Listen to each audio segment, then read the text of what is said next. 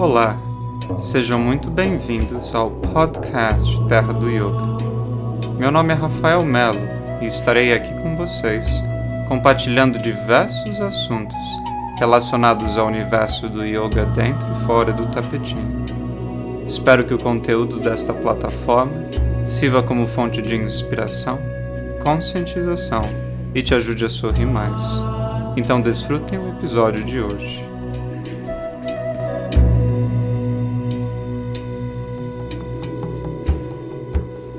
Bom, então sejam todos bem-vindos, todas bem-vindas aqui na nossa série de podcasts no formato live.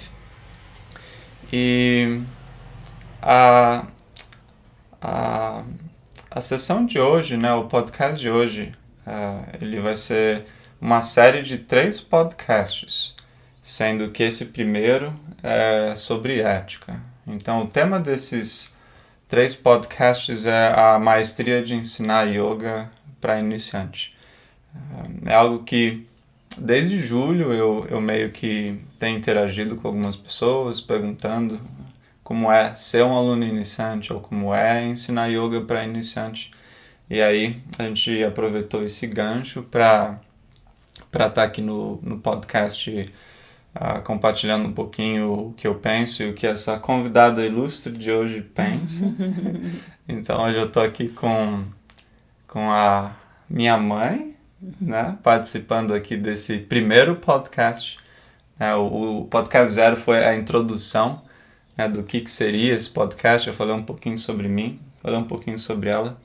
E hoje eu estou aqui, a convidada de honra é a Rosana Mello, a minha mãe. E eu sei a biografia dela o tanto quanto ela sabe a própria biografia, mas eu vou deixar ela falar um pouquinho de quem ela é.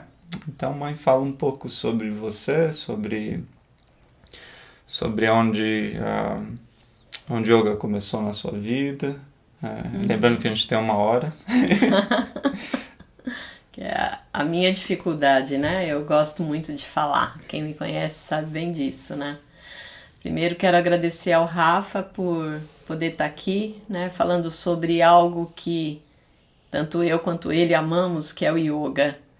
Então é um prazer imenso poder estar aqui participando desses podcasts que ele tem feito com muito carinho, com muito amor.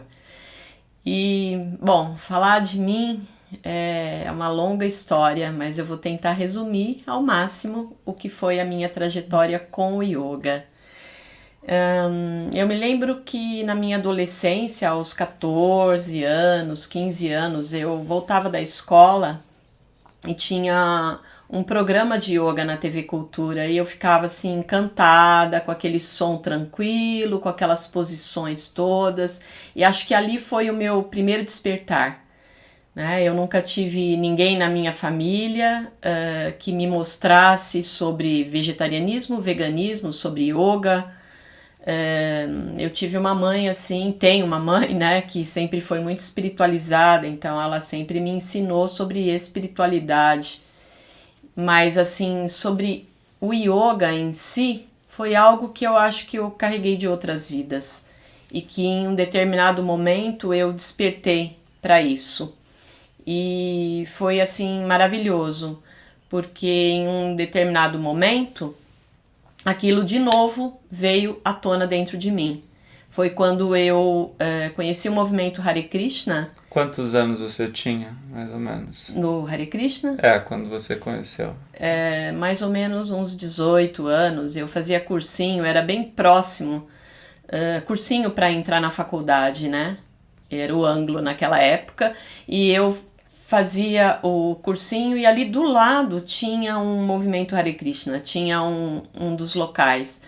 E aí eu comecei a frequentar e aquele som dos mantras, a música, a roupa, a comida me despertava alguma memória. E era essa memória que eu já carregava do yoga, de vidas passadas, com certeza. E aí, passado um tempo, eu me casei, isso já faz um bom tempo, em 1985, foi quando eu realmente comecei a praticar yoga, isso há 35 anos atrás. Eu me mudei para o Rio de Janeiro e do lado da onde eu morava, eu vi lá uma plaquinha, yoga. Eu falei, nossa, eu vou fazer esse tal desse yoga, vou ver o que é isso. E aí eu comecei, então, a frequentar o yoga e com menos de um ano eu já queria ser professora de yoga, mas aí não foi possível, eu me mudei para São Paulo. E depois que eu comecei a praticar yoga, eu nunca mais parei.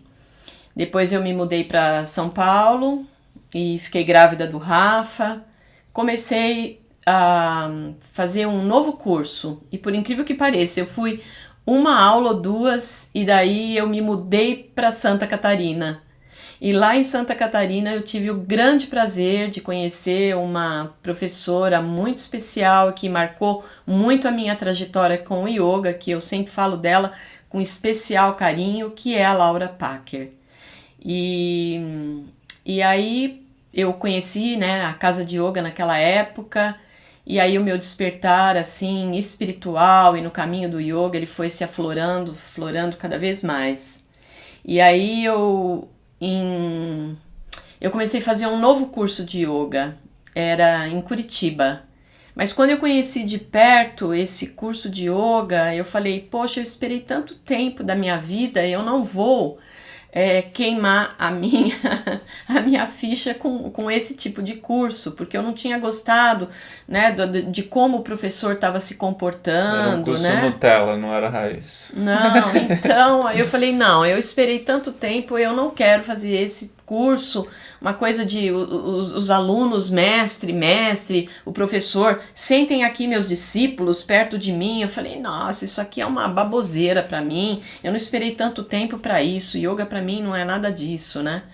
Bom, aí eu parei, e nesse meio tempo que eu parei, eu me mudei para São Paulo de novo, mais uma mudança. Uma cigana, sempre foi, uma hippie cigana. E aí em 93 eu fiquei grávida do meu segundo filho, do Gabriel. Então veja bem, em 85 conheci o yoga, 93 eu fiquei grávida do Gabriel e nesse tempo eu havia sido convidado pela Laura Packer para dar aula na casa de yoga. Mas aí eu disse para ela, nossa Laura, mudei de novo para São Paulo. E aí foi em 96, 95, 96 que eu comecei a fazer um curso de yoga. Depois desses anos todos, de tantas mudanças na minha vida, eu comecei a fazer um curso de yoga no Narayana. Foi meu primeiro curso. Terminei meu curso por lá, passado alguns anos.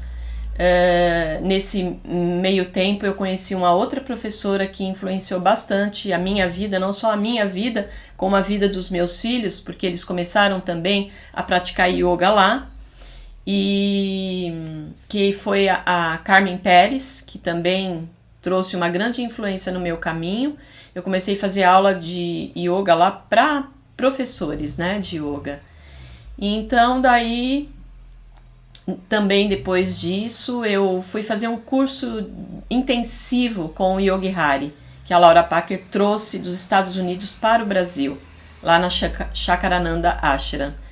Então eu fiz esse curso e aí ele foi assim muito decisivo na minha vida, muito decisivo, que foi quando eu resolvi realmente abrir o Yoga Sampurna em São Paulo, isso há 22 anos atrás. Mas eu achava nesse tempo todo que eu tinha que ter sempre mais um certificado, mais outro certificado que os alunos iam me cobrar. E até hoje, os alunos nunca me cobraram por nenhum certificado. Meus certificados ficam aqui na minha casa, nem ficam no Yoga Sampurna. Não tenho estampado eles na parede, porque eu acho que o certificado maior é a tua conduta, é o que você passa para o teu aluno, é a forma como você verbaliza para ele na sala de aula, a segurança que você passa para ele quando você está ensinando, como você está falando. Então, eu nunca precisei desses certificados. Mas abri o Yoga Sampurna em São Paulo, depois mais uma mudança na minha vida, vim morar aqui em Itatiba, né, onde a gente está até hoje. E aí, quando o Rafa completou... O Rafa tinha 17 anos Ele tinha acabado de fazer 17 anos. E eu disse para ele, Rafa, que tal da gente fazer um curso de yoga juntos? Ele falou, mãe, será? Eu falei, pois é, vamos fazer um curso de yoga juntos? Ele falou, só se for de Power Yoga. Power Yoga é aquela coisa, né, bem dinâmica. E aí eu descobri, né, um lugar com um professor muito querido que também marcou não só a minha vida, mas também marcou a vida do Rafa, que é o Anderson Alegro e o Fernando, né? Os dois trabalham no Aruna Yoga, são donos do Aruna Yoga. E aí, então, foi assim muito, muito especial. Naquela noite da nossa formatura, eu me lembro muito emocionada que eu chorei muito naquele dia. Ver o meu filho se formando junto comigo, né? E o Rafa, aos 17 anos, começou então a trajetória dele com o yoga. Ele já contou um pouco da trajetória dele no primeiro podcast, né? Onde tudo se iniciou. E então, vai passando um flash assim na cabeça, né? Desde pequenininho, várias coisas. Vai ficando até meio emocionado. Mas eu queria te perguntar, então, são 37 anos 35 anos no yoga, né? E você está dando aula há mais de 20 e poucos anos, né? E eu queria, né, nesse podcast de hoje, né, saber um pouquinho para você né, você estava mencionando que o yoga vai além de ter um certificado, né, para estar passando para os alunos, e eu lembro que algo que você sempre martelou, falando, né, para mim, quando eu comecei a dar aula, ou até mesmo como ser humano, né, da importância dos valores éticos, né, realmente é algo que assim, eu cresci ouvindo, né, e muito sobre, né, os yamas e os niyamas, né, até mesmo antes de começar a dar aula de yoga. Então eu queria, né, perguntar para você o que você acha da ética dentro do yoga, né? A gente vê tantas coisas, né, que acontecem nesse mundo do yoga, fora do yoga também. Então eu queria perguntar para você se você acha que a ética e o yoga combinam, se eles têm tudo a ver ou não, né? Sim, com certeza. Eu acho que eles combinam sim, porque na verdade um dos primeiros, né, passos que Patanjali coloca, né, nessa escada toda que ele coloca nos Yoga Sutras, ele começa pela ética, né? É a base de tudo, né? É o alicerce de tudo, tá lá, os yamas, né? Toda essa ética. E eu acho que a ética dentro de uma sala de aula da gente com os nossos alunos, também eu acho assim fundamental. E eu me lembro sim de sempre ter passado esse tipo de conceito, né, para vocês, e os dois primeiros desses conceitos, né, com relação à não violência e a verdade, né, que é Satya, né, e Ahimsa, que é a não violência, eles são aspectos assim muito importantes, né, para a gente poder fundamentar também toda esse alicerce dentro da prática. Então, eu acho importante, sim. Você acha que ética é algo que já vem, de certa forma, de família, né? Algo que você não compra pela internet, né? Vou comprar um pacote de ética. Ou é algo que você meio que é uma semente que ela é colocada e isso vira princípios, vira valores, né? E você acha que a influência familiar, a influência dos amigos afeta a sua conduta como professor de yoga? Porque no yoga a gente fala muito sobre isso, né? Sobre o sangha, sobre a comunidade, e a gente é quem a gente se relaciona. Se a gente se relaciona com pessoas X, a gente vai ser pessoas X, entendeu? Uhum. Se eu me relaciono com o bem, eu vou refletir esse bem, né? Uhum. Eu recebi muita coisa da minha querida mãezinha. Muita coisa legal mesmo, muita coisa especial ela passou para mim com relação à ética. e muita coisa ficou. Então eu acredito que muita coisa que a gente passa para os nossos filhos, né, como os meus filhos foram recebendo, ficou na vida deles, né, ficou ali guardado para eles.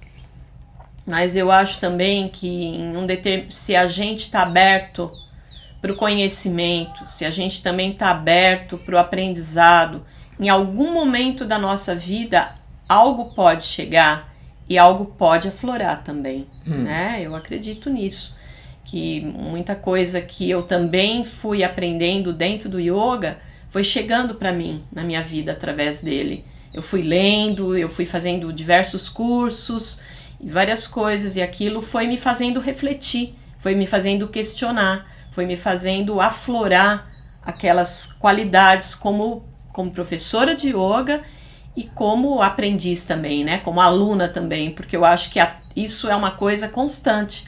A gente nunca para de aprender, né? E o que você acha que são, sei lá, os pilares éticos para estar ensinando yoga? Para um aluno no geral, mas principalmente um aluno iniciante. Quais são esses pilares éticos na hora de estar ensinando o aluno iniciante? Eu sei que tem vários, né?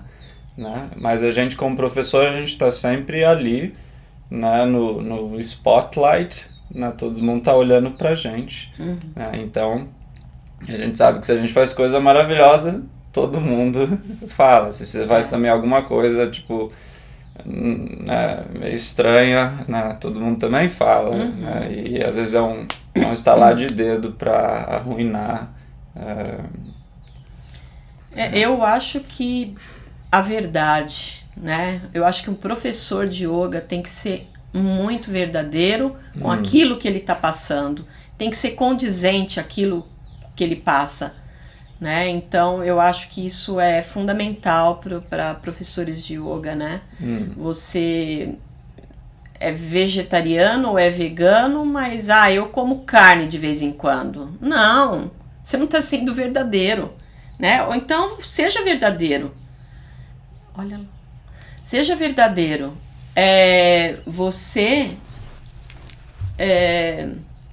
Seja verdadeiro com o teu aluno, né? Se você não come carne ainda, tudo bem, faz parte do seu processo, mas não vai falar de uma coisa que você não faça, né? Então acho que esse princípio da verdade, ele tem que ser assim, muito forte, né?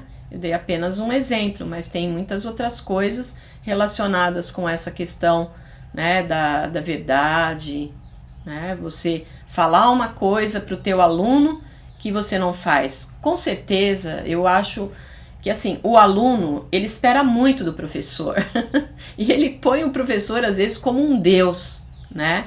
Então assim, a gente faz o nosso melhor, mas também nós somos humanos, né? E a gente também está no caminho dessa evolução e está procurando fazer o nosso melhor.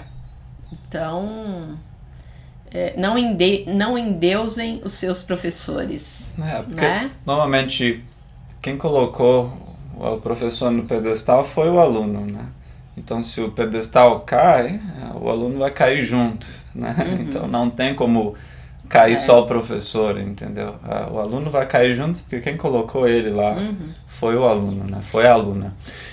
Nesse aspecto da verdade, né? Que é algo muito importante, né? Você ser real, né? Realmente ser real, né? E os professores têm eu diria que tem várias facetas, várias máscaras, né? Tem o professor que é, né, o engraçado, tem o professor que é o intelectual, tem o professor que é o mais sério, mais nerd, né? Então eu acho que realmente ser quem você é, né? Autêntico. Né? É lógico que, né, o Rafael, por exemplo, trocando ideia com o seu irmão, é um pouco diferente do Rafael sentado na frente dos alunos ensinando, sei lá, o Bhagavad Gita, entendeu? Então a gente tem máscaras que a gente coloca, né, para cumprir certos papéis na vida, mas é importante que essa máscara, né, ela represente algo que vem do coração.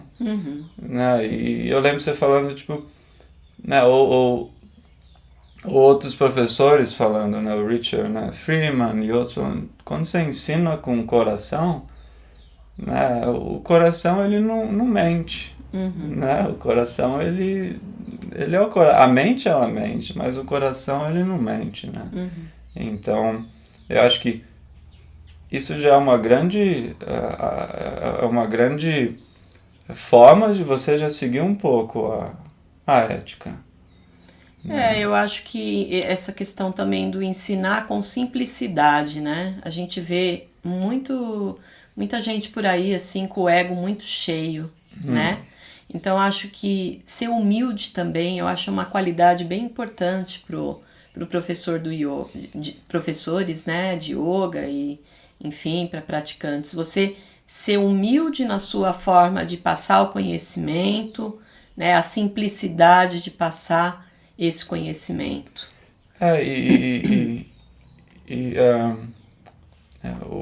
o que eu percebo também nessa hora de passar o conhecimento e ser simples é realmente nesse processo professor-aluno, obviamente que há uma hierarquia em sala de aula, né? De alguém que sabe mais que você em determinado assunto, mas não significa que aquele alguém é melhor que você, né? E a gente vê muito cultos sendo criados, né? Não é de agora, mas de muito tempo, né? Se tornam cultos em que para você entrar naquele sistema, você tem que seguir tais doutrinas, entendeu? Você tem que converter, você tem que abrir mão da sua religião, você tem que abrir mão do seu tipo de dieta, você tem que abrir mão do seu partido político, você tem que, né, ter um estereótipo. E eu vejo isso no mundo do yoga hoje em dia. Se você tem um pensamento, né, diferente, né, você já não é considerado um yogi, entendeu? Se você tem um pensamento X ou se você não come tal coisa, você não faz parte desse grupo do yoga. E eu acho que a ética, ou a verdadeira ética, ou o verdadeiro, até mesmo não dualismo, ele abraça até o próprio dualismo. E eu acho que a nossa figura como professor ali na frente não é tentar doutrinar algo, ou tentar converter as pessoas, entendeu?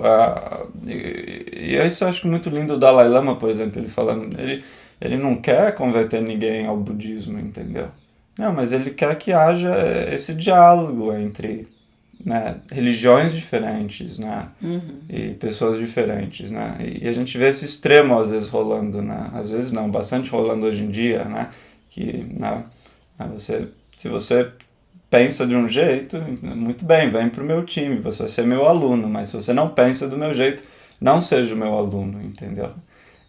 E acho que a nossa figura como professor, obviamente, é estar educando ética, educando política, sim, mas não tentando converter alguém para o que você acredita.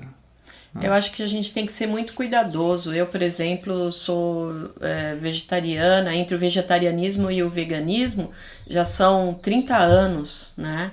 O Rafa era pequenininho, foi lá no sul que realmente eu tive todo esse despertar, e foi com a Laura Packer, né, que eu fiz esses meus primeiros cursos de alimentação.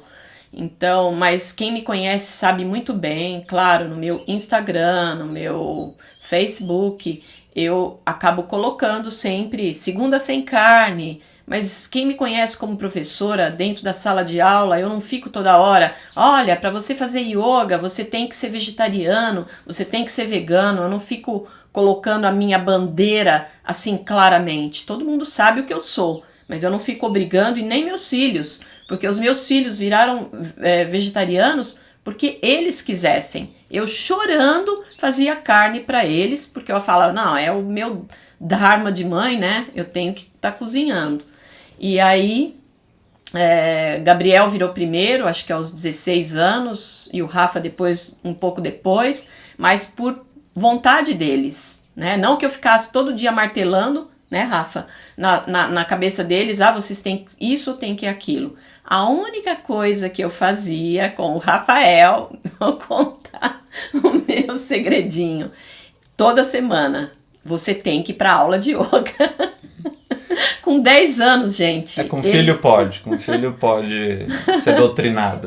Com 10 anos, o Rafa começou a frequentar a sala de yoga com adultos. E ele nunca mais parou de fazer yoga, né? Então eu falava, não, tem que ir para aula de yoga, tem que ir. Então, com raras exceções que eu falava, tá bom, então hoje você não vai, porque estava com algum problema. Mas eu acho que é isso, né? A gente tem que ser muito verdadeiro com os nossos alunos, com a nossa conduta e também, se a gente não tiver legal, a gente procura, quando pisa na sala de prática, esquecer de todos os problemas.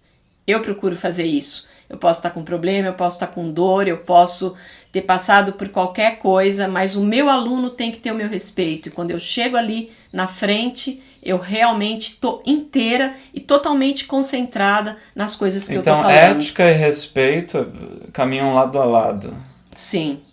E como é que você respeita um aluno, vamos supor, um aluno iniciante que nunca praticou yoga, né? Como é mais ou menos a sua dinâmica, a sua logística com aquele aluno que chega, né, pela primeira vez para fazer uma aula, e como você demonstra esse respeito para ele, para ela? Né? Primeiro, eu acho assim, quando a pessoa chega e não conhece o yoga, ela fica um pouco assustada, né? Então eu procuro falar para ela que é normal, a primeira aula dela são muitas informações, muito aprendizado e que ela possa ficar tranquila, né? A pessoa possa ficar tranquila que todas essas coisas a gente vai pegando com o tempo. Então, e a questão da não violência, né? É outra questão. Porque às vezes você vê um aluno, vem pela primeira vez, tanta informação na cabecinha dele, tadinho, dá até dó, né? O que é on, aquelas posturas todas, os nomes das posturas, né? E ele fica assim, assustado, olhando para todo lado.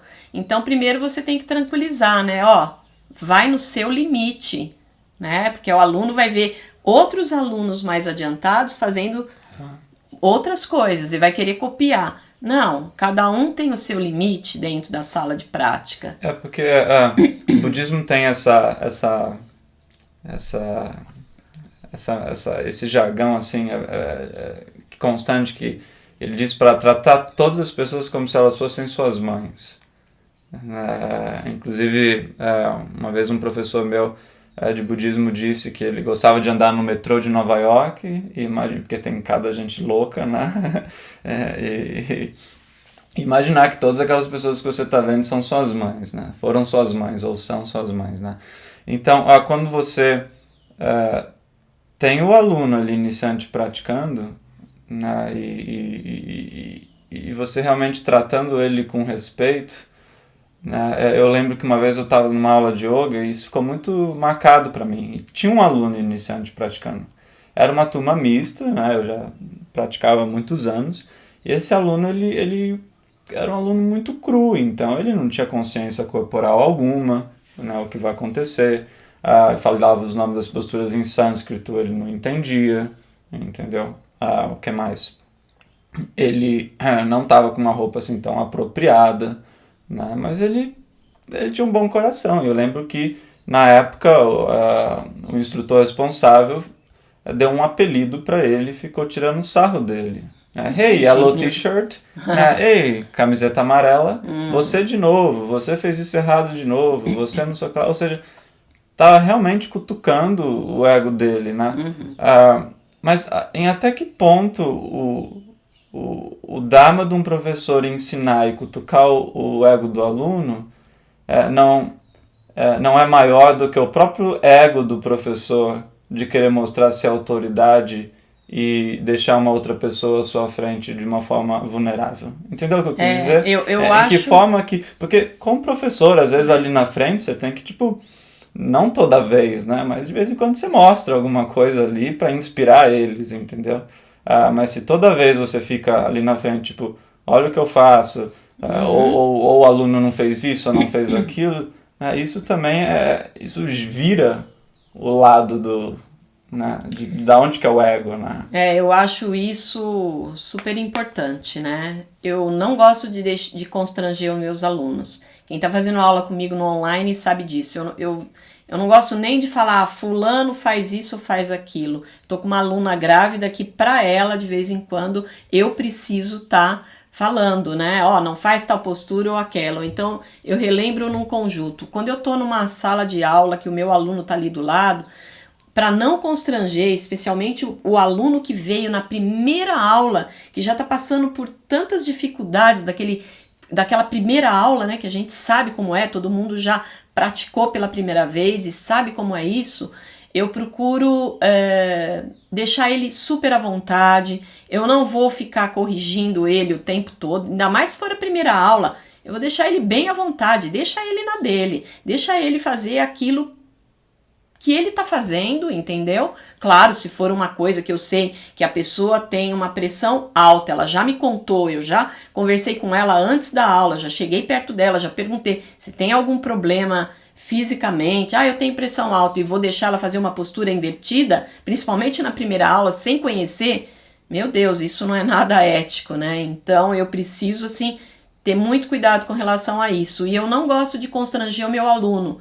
Todos os meus alunos, de uma forma geral, eu vou chegar pertinho dele, vou tocar no aluno e aí para ele vou falar, olha, tal postura não tá legal, então você pode fazer dessa outra forma diferente, tá? Ou então eu dou uma condução ao todo, né? Eu vou falar alguma coisa no conjunto. Gente, presta atenção em tal postura, presta atenção no teu ombro, presta atenção aqui ou acolá, entendeu? Para você não constranger, porque eu acho que isso é um sinal de, assim, de respeito com o aluno. Como o Rafa falou, é horrível o aluno estar lá, você pôr um apelido no aluno, deixar ele constrangido. Tem gente que não vai pisar mais na sala de prática. Isso vai criar um trauma, às vezes, vai criar um samskara negativo. E a se a pessoa vez, é uma pessoa tímida, então ela não vai voltar mais para a prática, né? E a gente tem, por exemplo, outra coisa que eu acho que eu aprendi isso, já contei para os nossos alunos das nossas formações, que uma vez eu fui ajustar uma aluna, anos atrás, isso já tinha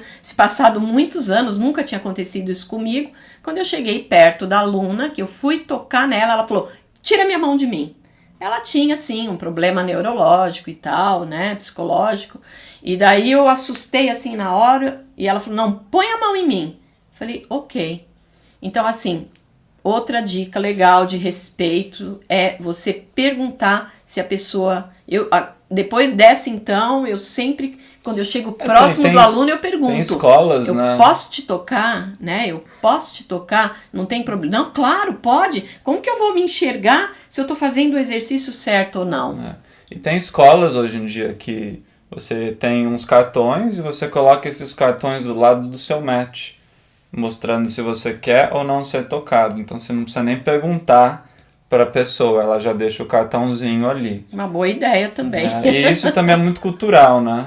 Por exemplo, é inacreditável, uma cultura que não gosta muito não é de abraçar igual na China, mas eles adoram ser ajustados. Tipo, não existe isso lá de perguntar quer ou não ser ajustado, entendeu? Mas eu acho que a nossa cultura, que é uma cultura que abraça mais, ou americana, virou algo muito polêmico e sensível em virtude de escândalos. Com certeza, é outro escândalos que aconteceram em virtude, né, dessas questões de toque inapropriado, né? Eu acho que isso é uma outra questão para quem é professor de yoga, ter muito cuidado com relação a isso, ao toque com o aluno. O toque é lindo, né? O toque, ele pode... Por exemplo, eu lembro de ajustes que eu recebi no yoga que mudaram, assim, minha experiência do asana. Né? Eu lembro que teve uma professora, num curso de formação, ela era assistente, ela me observou por 2 semanas fazendo a postura. Na 3ª semana ela foi e me ajustou, parecia que a mão dela era seda. Né? E ela me botou em kurmasa, né? Na tartaruga, me atou com os pés aqui, a mão, mas eu parecia que eu era uma pena, né? Porque teve um jeitinho. O jeito, teve o carinho, teve né, realmente a atenção. Uhum. Né? O ajuste, ele é para o aluno, não é para o professor. Uhum. Né? E quantas vezes o professor ele ajusta para ele, né?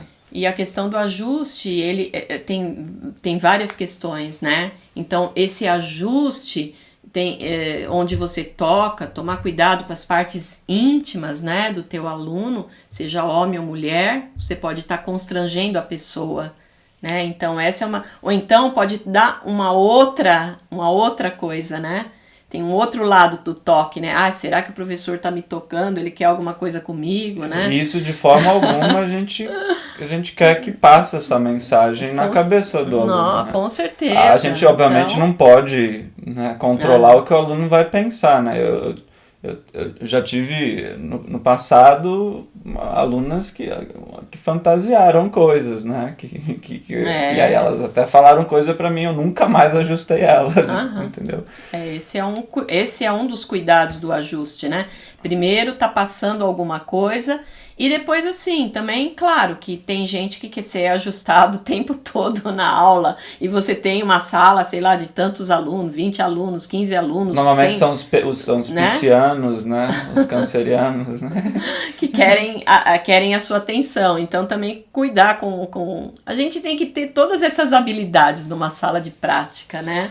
Então, mas eu acho essa questão... Mas então, um aluno iniciante, então você ajusta bem menos do que um aluno avançado, ou você acha que você ajusta muito mais do que um aluno avançado? Porque tem os dois lados, né? Com certeza. Ele precisa de mais ajuste porque ele está precisa. Fazendo muitas coisas sem consciência. Aham.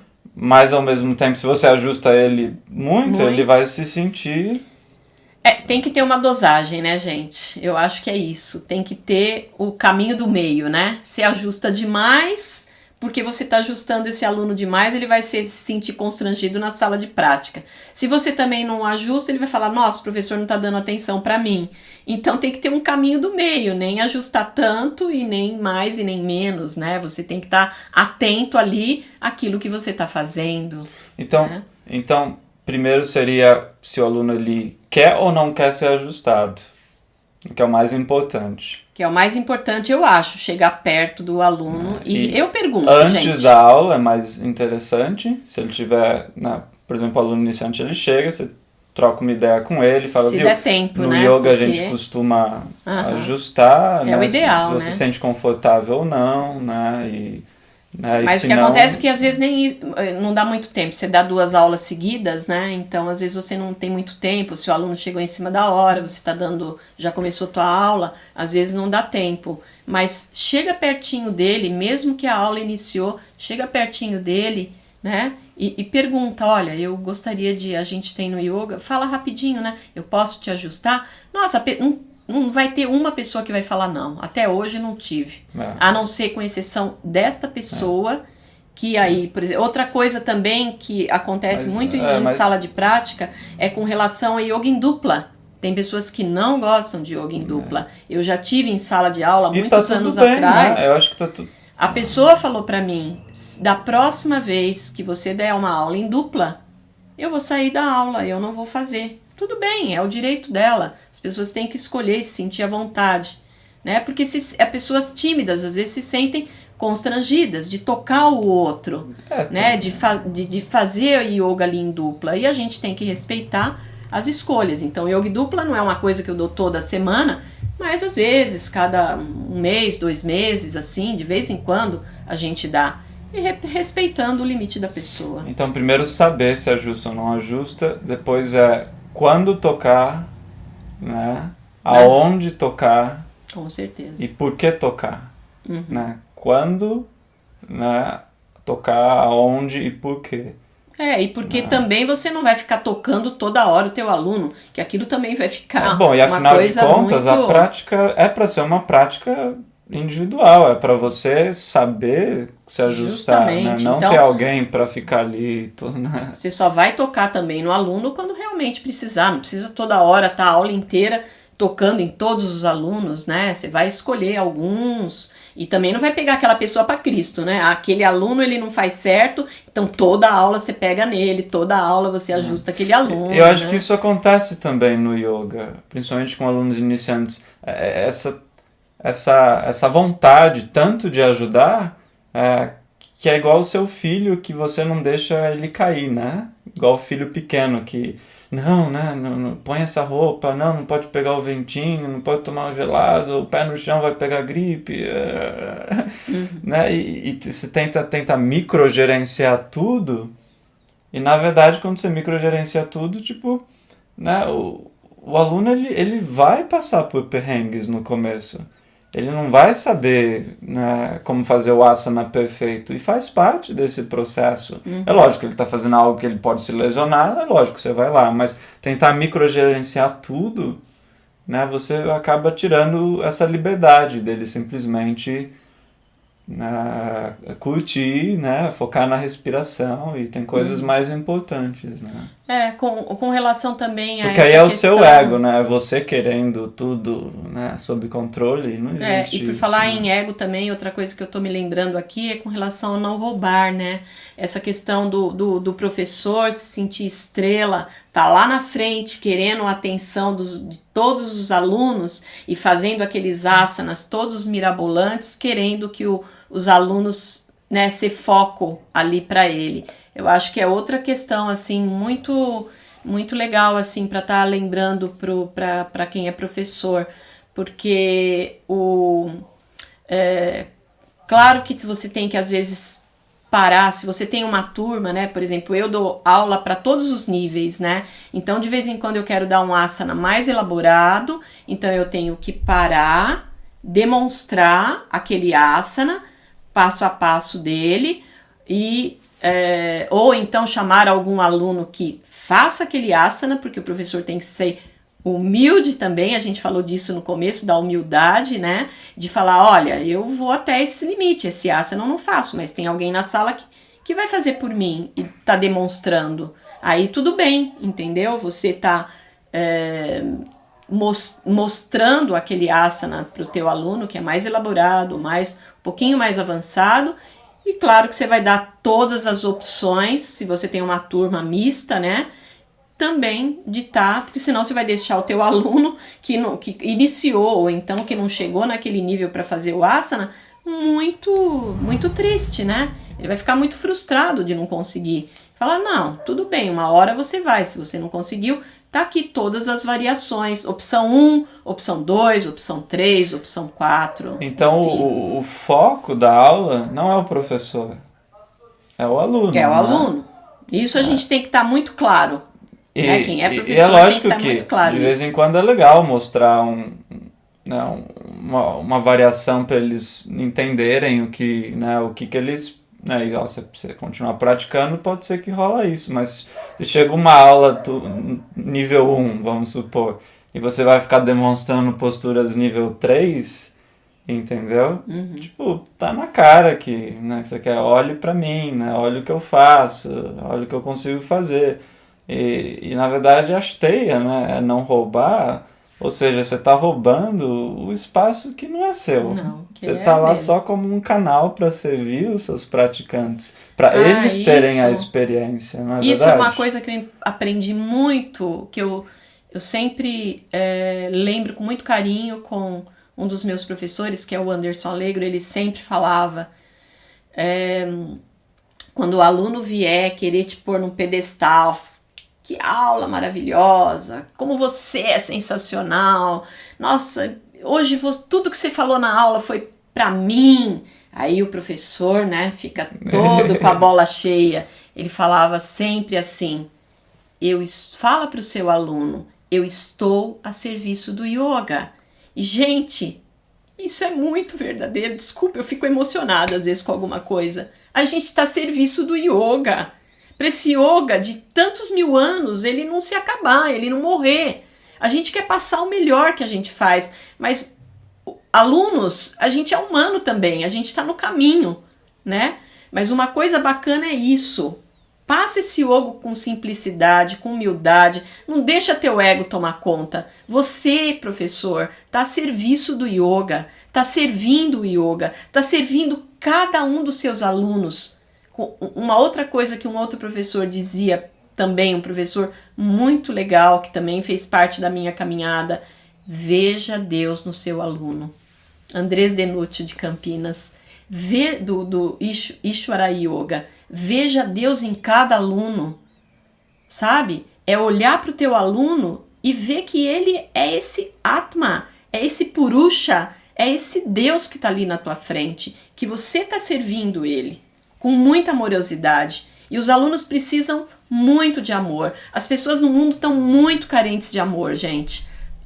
Acolhe teu aluno, abraça teu aluno. Muita gente fica no yoga, nas salas de aula, talvez nem seja pela aula, pela prática, mas por toda essa amorosidade, essa compaixão, escutando. Bom, quem me conhece sabe, né, que eu tenho muito essa porção da mãe, né? Da Mamatar, que é meu nome espiritual, de abraçar, de acolher. Se eu sei que um aluno está precisando de mim, eu vou lá no WhatsApp, como é que você tá? Você tá bem? O aluno falta uma semana ou duas, eu vou lá no WhatsApp, como é que você tá hoje? Você tá bem? Tá tudo em paz? Sabe? As pessoas precisam de amor hoje em dia, precisam muito de atenção. Então, acolher o aluno com amorosidade. Que lindo, muito lindo isso. E fazendo assim uma recapitulação até agora, praticamente a gente falou de Ahimsa, Satya, Asteya, né? E aí, se a gente fosse falar de Brahmacharya e também a Parigraha, né? Se a gente falar da Parigraha, que é a não possessividade, fazendo um link com o que você estava falando, às vezes você quer se apossar do seu aluno, né? Isso, é algo muito comum que acontece. Chega o aluno, né, o iniciante, tá? E é lógico, ele não praticou com mais ninguém, então você é o melhor professor da vida dele, porque, tipo, é só você que existe. E aí, lógico, ele vai se apaixonar por você. Mas pode ser que depois de um tempo ele vai conhecer outros professores. E, cara, 2 semanas atrás o Bob Thurman ensina budismo, ele estava dizendo que se o seu aluno ele não estuda mais com você e for estudar com alguém, ele diz, que bom, que bom, porque o que você tinha para oferecer para ele já foi, ou seja, ele não precisa mais de você. Né? E na verdade nesse mundo a gente quer o inverso, a gente quer mais seguidores no Instagram, a gente quer uma live com mais gente, a gente quer mais coisas, mais bens, então a gente acumula, né, 50 calças de yoga para dar aula, assim como a gente acumula uma infinidade de alunos para te colocar lá em cima, né, e você controlar todo mundo. E a gente não tem controle pelos nossos alunos. Uma hora pode ser que eles vão embora. Imagina eu nesses 22 anos, quantos alunos já foram, né, não fazem mais aula comigo, mas também continuam meus amigos, né? Então, assim, se o aluno teu for, deixa que ele vai, ou se você vê ele frequentando outros lugares de yoga, ou fazendo outros cursos de professores de yoga, que bom, agradeça, ele está querendo crescer, sabe? Ele está querendo ampliar o conhecimento dele. E a gente, e todo mundo que vem para a vida da gente, deixa um pedacinho de si. E todo mundo que vai também leva um pedacinho da gente. Então não se esqueçam nunca disso, né? Não fiquem tristes se o seu aluno frequentou 10 anos de yoga com você e um dia ele partiu. Faz parte, né? A gente não é dono de ninguém, a gente não é dono das pessoas. Então a gente não tem que ter, né, a parigraha, que é a possessividade. Deixa que ele vá, deixa que ele parta. E a energia, vamos falar um pouco mais do tabu de energia sexual em relação ao aluno iniciante, né? Tem tantos escândalos no mundo do yoga, né? Você mesmo já recebeu assédio, né? Eu já recebi assédio, pessoas que a gente conhece já receberam assédios, né? Então tem... porque a gente está falando do lado de um professor também, mas também tem o lado do aluno. Né? Tem os dois lados acontecendo nesse aspecto da ética. Por exemplo, eu também já tive uma aula de yoga que eu comecei a falar, a aluna era iniciante, mas ela estava numa aula que não era aula iniciante. E nessas aulas eu falo sobre um pouco de teoria no começo. Numa aula iniciante, eu não vou falar muito sobre filosofia, entendeu? Nessas aulas que eu estou dando online de fundação e yoga iniciante pelo Zoom, eu falo porque é uma turma bem mista e muitos deles são professores que estão lá numa turma que é de iniciante e eu acabo mudando. Mas uma aula 100% iniciante de 1 hora, por exemplo, eu não vou ficar falando 15 minutos no começo, 10 minutos no começo, sobre um assunto filosófico. E eu tava falando e essa aluna, tipo, entrou na sala, de repente ela chegou pra mim e falou, viu, professor, quando é que a aula vai começar? Entendeu? Tipo, viu, eu vim aqui pra mover meu corpo, você vai ficar com blá blá blá. E né, eu fiquei todo desconcertado, subiu aquele fogo dentro de mim, eu falei, nossa, aí eu respirei e falei, bom, né, expliquei o porquê que eu tava falando, mas ela também tava numa aula que não se encaixava. Talvez eu como professor, mas também então tem esse lado da ética inversa também do aluno em relação ao respeito com o professor, né? Eu acho que isso pode ser um outro tópico para uma outra live. Mas em relação a essa parte da energia sexual também, né? Com o seu aluno, porque é uma energia muito poderosa, né? Essa energia, né? E como é que a gente, né? Acho que vendo Deus em todos os alunos já ajuda, né? Com certeza. Esse aspecto da energia, né, sexual, né, os ajustes também, né, a importância, né, e tá lá, né, realmente, né, porque pode acontecer de você, né, e seu aluno terem algo, Se apaixonar, né? se apaixonar, né, o que, Com né, o certeza. que acontece, Tem eu muitos não sou... professores que são casados ou que tiveram namorados ou namoradas com alunos. Isso, né? Sim, pode acontecer. Igual eu, nesses 15 anos dando aula, eu saí com 3 alunas, né? Ou 2 alunas. Uma delas é a Nina, que eu tô junto há 3 anos, né? Então, mas eu também não sou nada contra quem que tem relacionamento com os alunos e quer desde que ambos estejam abertos a isso. Mas o que acontece muitas vezes é que o aluno vê o professor com uma figura acima, então acaba se apaixonando. Rola esse poder do professor que ele usa a favor dele para estar manipulando. E eu conheço pessoas, né, que saem com vários alunas ao mesmo tempo, tanto homem ou mulher, enfim, e depois isso vira um problema. Já aconteceu de tipo, as alunas descobrindo no vestiário, uma brigando com a outra, o professor é demitido, então, né, tipo... Eu, assim, nunca tive problema em sala de aula com relação a isso, porque eu moro numa cidade muito pequena, né, de 100 mil habitantes, 110 mil habitantes, então aqui todo mundo se conhece, todo mundo me conhece na cidade, e os meus alunos sempre, assim, me respeitaram com relação a isso. Eu também sempre soube colocar o meu limite, o meu lugar. Eu sou uma pessoa extremamente extrovertida, brincalhona, abraço, beijo todo mundo, mas nessa parte eu nunca tive problema. Também, assim, a minha roupa, né, quando eu tô ali na frente, o que eu uso, também eu procuro não pôr nunca nada extravagante, nada para chamar atenção, né, dos alunos na sala de prática, para não ficar instigando. Então procuro sempre uma roupa mais confortável, uma calça, nunca usei short, que até eu tenho uma aluna que sempre falava, a Fabi, não sei se ela tá por aí assistindo a live, a Fabi sempre fala, por que você nunca põe short? Nunca usei short, é uma coisa minha, entendeu? Nunca gostei de usar short curto, usava sempre coisas para baixo do joelho, ou então lá um top. Nunca dei aula de top, mesmo tudo quando bem, né? eu era mas jovem. quem gosta... Não, claro, para quem gosta de usar short, top, etc. Mas eu digo assim, para mim é uma coisa minha, da Rosana, entendeu? Então, assim, nesse ponto é uma coisa minha. Eu achava que eu estava lá na frente, que todos estavam olhando para mim e eu não ia me sentir confortável com relação a isso, né? Então, eu acho que esses 5 yamas, que são toda essa ética de tudo que a gente falou, né? Nesse tempo todo aqui, da nossa live aqui para esse podcast, é algo que pra gente realmente refletir, né? E, então, se você fosse, né, fazer um apanhado geral, né, sobre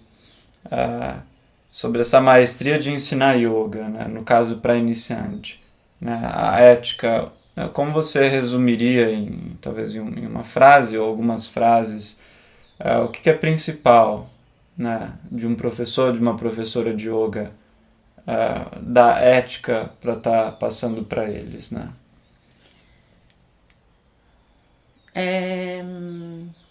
Respeite o seu aluno vendo Deus em cada aluno. Acho que essa é uma coisa assim muito legal, muito importante, né? Respeitar o seu aluno como você quer que alguém te respeite. Então, acho isso assim muito importante. Veja Deus, isso ficou muito gravado, né? Veja Deus. E a outra coisa é com relação a isso. Não deixa o teu ego, né, te pegar. Então, quando o aluno vier realmente te colocar num pedestal, você fala: eu estou a serviço do yoga. Mostra realmente a tua humildade, né? Mostrando isso para o teu aluno. Não sou eu que faço isso. Não sou eu que venho aqui na frente, ou que dou uma aula, ou que falo todas essas coisas lindas, maravilhosas. É pro yoga não morrer que eu tô fazendo tudo isso. É para esse yoga continuar. É para esse yoga fazer bem para a vida das pessoas, como ele fez bem para mim há 35 anos atrás, ou para o Rafa na vida dele, ou para qualquer outro professor. Então, eu estou a serviço desse yoga. E eu vi aqui a Pri falando isso em todas as circunstâncias, né? Porque em todas as circunstâncias a gente também é aluno e professor, né? Então, se a gente consegue ver Deus em todos os seres, né? Porque, na verdade, tudo que a gente faz em sala de aula, gente, o tapetinho, o yoga começa lá fora, no teu dia a dia. A Lila Mata, que era esposa do Yogi Hari, ela sempre dizia isso nos encontros nossos, no curso de professora. E quando terminou o nosso curso, ela disse isso. Agora começa o yoga. Né, que Patanjali coloca nos Yoga Sutras. Agora começa o teu yoga. Não é só no teu tapetinho quando você está praticando. Yoga são 24 horas do seu dia. E você tem que levar tudo isso para o teu dia a dia. Né, para todas as suas ações. Bom, estou vendo aqui que a gente vai encerrando. Queria saber se alguém tem alguma pergunta. Né? A gente tem uns minutinhos só finais para estar... ou algo que queira contribuir, né, sobre isso da ética, né, ver se a gente consegue responder rápido. Eu vi aqui, né, a Vanessa participando, a Pri, a Nina, a Roseli, bastante gente querida, né, Tati, a Aline, Larissa, que mais? Rosimara. Rosimara, André entrou. Não sei se vocês têm alguma contribuição ou algo para estar acrescentando, senão a gente encerra, né? Obrigada, Vanessa. Ananda, Tereza, que legal. Então, eu agradeço a oportunidade de estar participando dessa live, né, que vai lá para o podcast depois. Obrigado, Rafa, pelo convite. Foi muito bom estar com vocês e estar falando um pouco sobre a ética, né, de um professor. A gente deu algumas pinceladas, claro que tem muitas outras coisas para a gente também comentar, mas espero que essas coisas possam ficar guardadinhas aí, algumas delas para vocês, né? Sem dúvida, então... é uma alegria estar aqui com a minha mãe.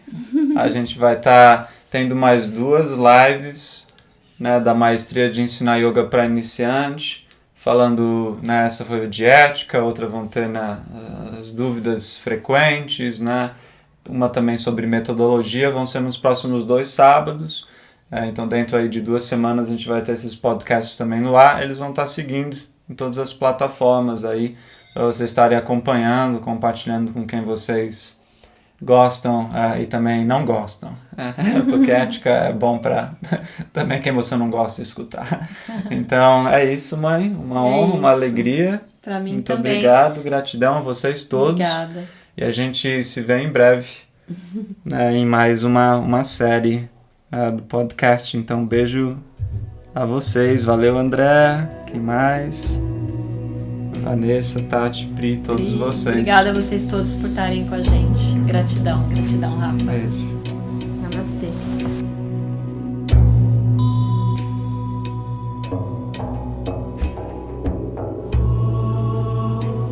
Obrigado por fazer parte desta comunidade virtual.